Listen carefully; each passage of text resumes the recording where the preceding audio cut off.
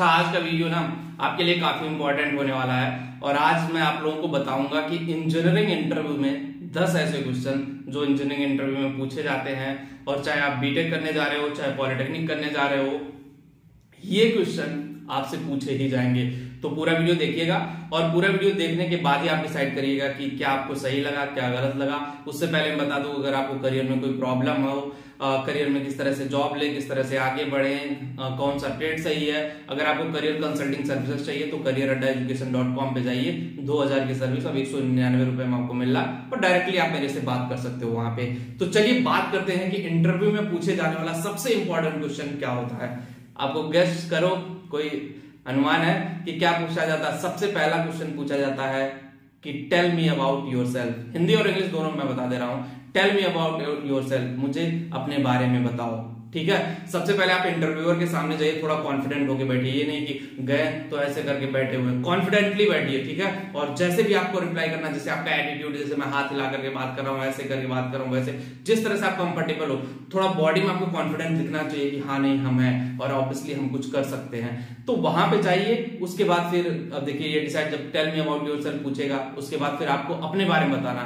अगर वो हिंदी में बात करता है अपने बारे में बताइए तो आप हिंदी में बताइए, और अगर अंग्रेजी में बात करता है तो आपको बताना पड़ेगा sir my name is Dharm and I have done BTech and I have done this project and obviously I am looking a job in this field, I am a mechanical engineer, I have done this project। उसके बाद वो पूछे, इसका मतलब reply tell me about yourself का इस तरह से आप दोगे, और उसमें अपने फैमिली को भी ऐड ऑन कर लेना। My father is farmer and my mother is house wife, जो भी आपको अच्छा लगे वो आप ऐड ऑन कर सकते हो।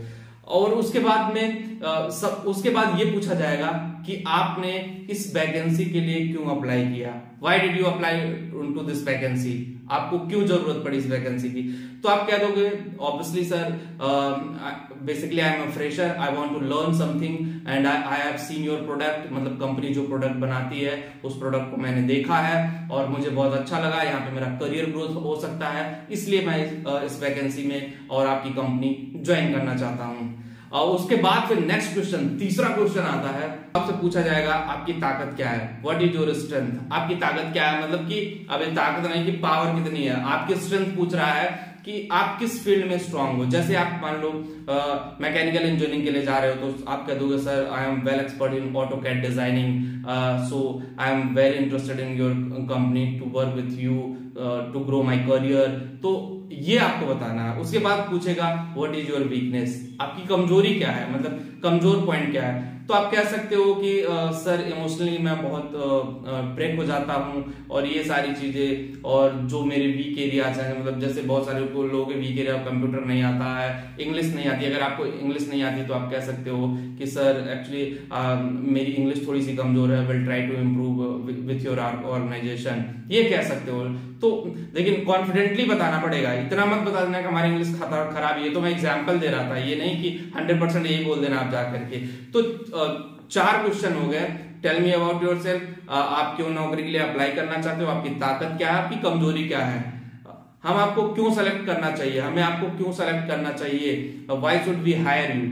तो आप उसमें बोल सकते हो कि सर जो रिक्रूटमेंट है एक्चुअली मैं उसके लिए फिट बैठूंगा, मैंने मैकेनिकल इंजीनियरिंग, मैंने सिविल इंजीनियरिंग ये किया हुआ है, और ऑब्वियसली मैं इस प्रोजेक्ट के साथ काम करके इस प्रोजेक्ट को नई ऊंचाइयों पे ले जाऊंगा और आपका कंपनी के साथ मेरा करियर भी ग्रो होगा। ठीक है, ये हो गया आपका 5वां क्वेश्चन। उसके बाद कंपनी पूछेगी भैया 5 साल बाद कहां अपने आप को देख रहे हो, 5 साल बाद आप कहां कंपनी को लेके जाओगे, अपने आप को कहां देख रहे हो। तो आप कह दो I want to become a manager here and obviously मैं चाहता हूं कि 5 साल बाद मैं इस कंपनी में जिस प्रोजेक्ट को मैं काम करने जा रहा हूं उसका मैं हेड हूं और कंपनी को मैं एक नई ऊंचाइयों तक लेकर के जाऊं।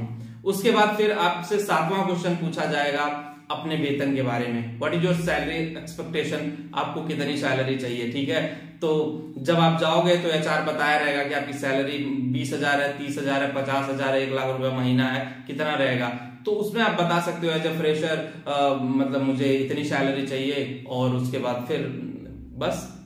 उसके बाद 8वां क्वेश्चन आएगा भविष्य के लिए आपके क्या लक्ष्य, what is your goals for the future, मतलब फ्यूचर गोल क्या है। तो कंपनी का जो प्रोजेक्ट होगा उसके बारे में भी थोड़ा बहुत इन्फॉर्म कर दीजिएगा। उसके बाद अपने गोल क्या है कि आप क्या क्या लाइफ में अचीव करना चाहते हो, कहाँ जाना चाहते हो, क्या घर बनाना चाहते हो, गाड़ी खरीदना चाहते हो, या क्या करना चाहते हो, किस तरह से लेके जाना चाहते हो, जो भी गोल है उसको अच्छे से एक्सप्लेन कर दो, तो सारी चीजें वहां बेटर वे में हो जाएंगी। उसके बाद मेन एक बड़ा क्वेश्चन आता है ना, एक बड़ा क्वेश्चन है ये, और शायद आपको बहुत मतलब सावधानी से, ये हर कंपनी ये क्वेश्चन पूछती है। अगर आप कहीं पे भी काम करने जाओगे तो ये पूछेगी आप तनाव और दबाव में कैसे संभालेंगे, what do you handle stress and pressure. सबसे बड़ी बात ये लाइफ की कहानी होती है कि जब आप मुश्किलों में आते हो तो कैसा परफॉर्म करते हो, मुश्किल दौर से गुजरते हो तो कैसा परफॉर्म करोगे, मुश्किल दौर में कंपनी है तो आप किस तरह से परफॉर्म करोगे।